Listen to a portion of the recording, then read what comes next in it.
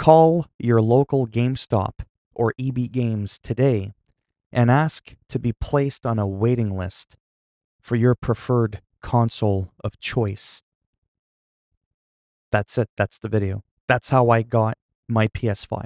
That's how I managed to secure one in less than a month from console launch. Because I guarantee you, 99% of you out there don't even know that's a thing that you can do to be placed on a waiting list in which in priority sequence, as they get little spurts of consoles, whether it's the PS5 or the Xbox Sex. Yes, Sex. Get it? Xbox Series S and X? S-Sex? Right? It's sex without the sexuality because it's missing the E component. Okay, anyways. Just do that. Don't buy one from a scalper. Most stores aren't going to honor the receipt from anybody other than the original purchaser. So if there's an issue out of the box, there's some weird humming, there's drifting with your controller, you're going to have to go through Sony. They will probably, more than likely, still honor the 1-year manufacturer's warranty. But I could promise you, unless it's Walmart, they're about the only store that I've been able to contact in Canada that said they would honor a full refund with a gift card because I wouldn't have, the scalper's debit card, although I wish I did. That's why you don't want to do that. You're going to pay more from a scalper and you're going to get less features. I only paid, $50 Canadian for a 2-year manufacturer's warranty extension? So that when I go to EB Games, if I have an issue with my console in the next 2 years, I get a fresh new one. That's awesome. And I paid less. You see what I'm saying? So in Canadian dollars, with the 2-year warranty, the spare controller, and all that, digital version, I think it was like $760-ish, just to kind of give you an idea. But people are asking like in the upwards of $1,000 to $1,200 for just the console, no second controller, and no extended warranty, which wouldn't transfer to you anyways, right? Don't stress out with the email notifications like I did, giving myself like chest pains. That's how stressed out I was getting, trying to be relevant on YouTube and trying to be current, talk about all the different features and things that you can do and the little hiccups that I don't like about the current generation of consoles. I can't do that if I don't have one. I don't want to be watching other people's review of it and then like snapshotting screenshots of it and going, okay, so this guy here, I think how you get there is, I think it's in settings, and then it's not practical. Having my own damn machine is practical. You having your own console of choice is practical, and not losing your shit in the process. That is the biggest thing. Because then you log into the website wherever you plan on buying one when they get stock. And what happens? The site freezes. It kicks you out of your account. You start to panic. Oh my God, what was my username? Wait, what was my password again? You figure it out, and then right underneath your nose, it's gone. And that's what happened to me with a sale a couple of weeks ago. I completely lost out on it. It was in my cart, but I wasn't signed in. And by the time I signed in and remember what my password was, it was gone. And I was so angry, but less than a week later, EB Games calls me and they say, we have one reserved for you. You have until tomorrow at close to come in and get it. It literally has your name on it. It cannot be sold to anybody else. So you can calm down. You can relax. You don't have to camp out in the parking lot, which you can't normally do anyways because of the pandemic, and most stores don't have them in store for you to just walk in and buy them. Or they do, but they're reserved for people or for online sales so that they can grab them and ship them out or whatever it is their policy is, right? So don't go through all that hassle like you've probably been doing and like I've been doing. 3.5 weeks I waited. It should have been like 3.5 months. But again, most people don't know this is a thing. No one thinks to themselves, why do all the email notifications? Why should I check Twitter? Why should I call them? Why should I walk into the store when I can just have them do all the work for me? I'll just be put on a list of priority sequence, and as they get spurts here and there, 2, 3 consoles, 7 or 10 consoles, 15 or 20. It's not really talked about much. It's almost like a taboo subject. It's like, shh. I could find out more about Area 51 than I can about how the PS5 works. However, this is a fact. A lot of these stores, they get little random spurts of consoles. That's literally how it works. And they don't just put them on the shelf for you to run into the store and buy them. Nope, they're cast aside for people like me and maybe people like you with a sticker on it, at least at GameStop, aka EB Games. Depending on what part of the world you live in will depend on what the store is called, but it's the same franchise, like I said. And EB stands for Electronic Boutique. Kind of a weird name. I kind of like just GameStop. I don't know why I couldn't just keep the name GameStop. It's your stop for games, you know? Anyways, so do that. Be put on a list, call.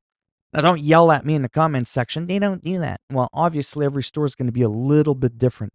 But I do know that it's a system that's in place, and I've done this before for other things in the past at other EB games, not the one that I actually went to. So I know that it's a thing in general. Of course, you could always get that oddball one that's like, no, we don't do that.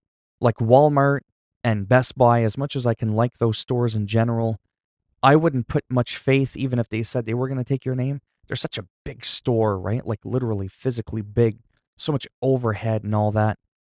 I don't know. I could just see your name getting lost. Whereas with EB Games, it's a much smaller store. They're more about just like the gaming community. It's always the same couple of people working at the store. I don't know. It's weird because it's contradicting. I don't really like the store as a whole, but maybe I'll get into that some other day. And it's nothing against the people that work there because the people that work at these stores are some of the nicest I've ever met. It's just some of their policies and stuff like that I find are really screwed up, but I don't want to get into that rant in this video. Call them and let me know down below in the comments section what your local store said. Did they say that they can do that or can't do that? And if they can't, I'll raise some hell and I'll call them myself if I have to and say, I was able to do it. Why can't this person do it? Right? Maybe the States is a little bit different. No offense. I mean, you can walk around with AK 47s and grenades and rocket launchers. And I'm just kidding. But you kind of can.